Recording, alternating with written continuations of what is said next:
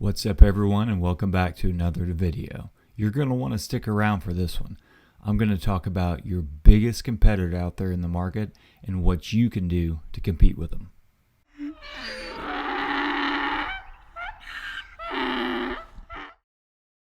Alright, as always, I'm going to keep this video at 5 minutes or under, or at least try to. And that means I don't quite have enough time to explain what all those animals mean on our intro there, but we're going to get to that eventually, just not today. So what I want to talk about today is your biggest competitor out there in the market. You know, is it the retailer down the street? Is it the corporate store at Clayton, Oak Creek, Palm Harbor? Is it that new independent that opened up right next door to you and is stealing all your business? The answer to all those questions is no, right?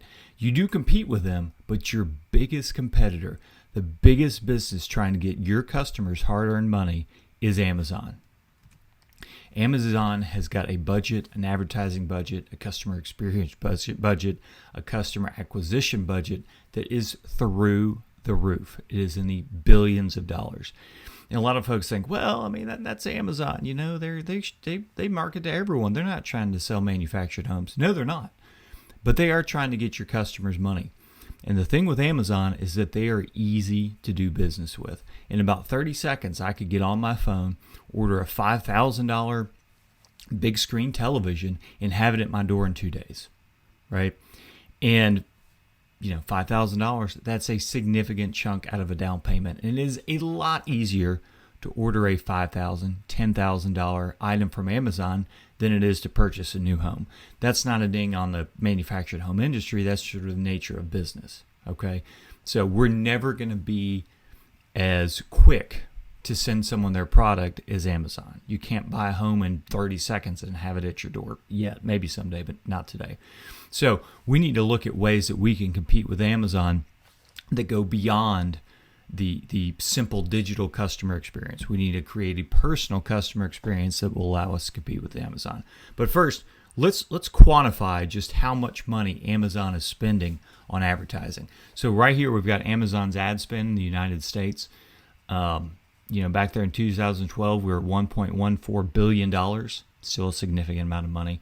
And it's been increasing ever since. Even if you look at 2020, when half the world was shut down for 6 months, they just reduced it by 0.08, which on this chart is $8 million. So, and then there in 2021, we're at $10.4 billion. Long story short, Amazon spends a lot of money advertising. But let's break that down a little bit further, and we'll look at per consumer, how much money they spend in a year. So we've got $10.4 billion there on the left. We divide that by the number of digital consumers in the United States. That's 263 million people in the United States shopping online. And look at that. Let's go on a side note here.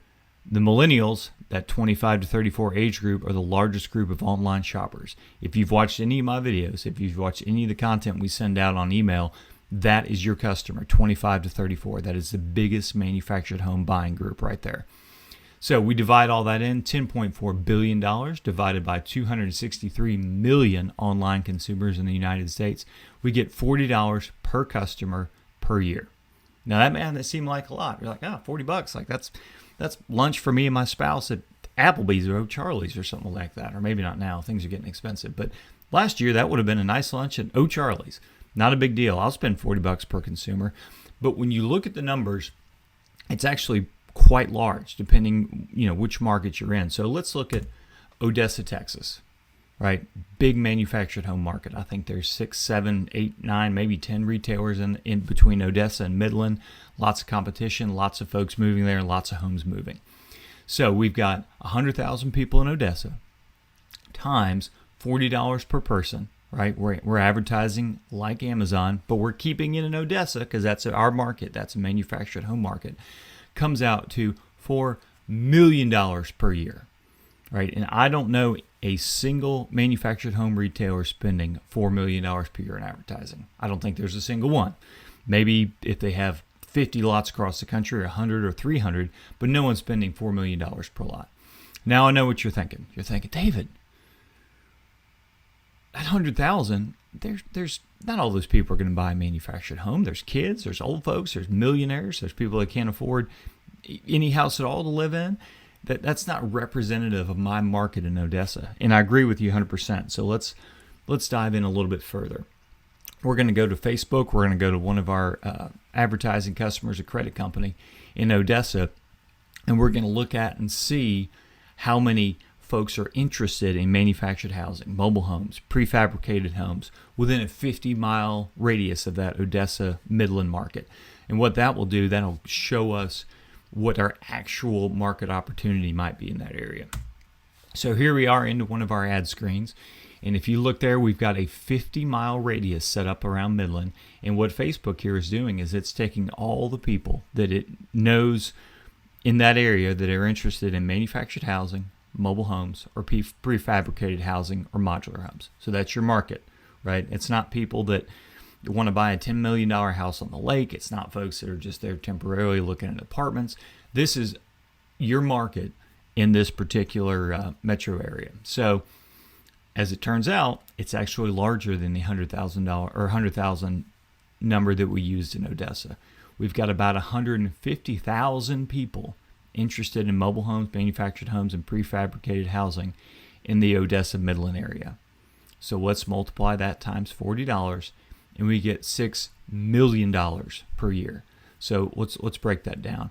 If you own a sales center in Odessa and Midland, and you want to advertise with the frequency, the engagement, the reach that Amazon has, you need to spend $6 million per year.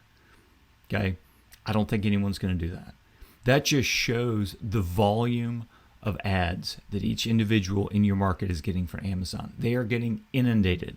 It's email, it's video, it's YouTube ads, it's Facebook ads, it's Google ads, it's Hulu ads, it's gas station TV. It's anywhere that Amazon can put their products in front of someone, they will spend the money to do it. And they'll outspend you. You cannot outspend Amazon.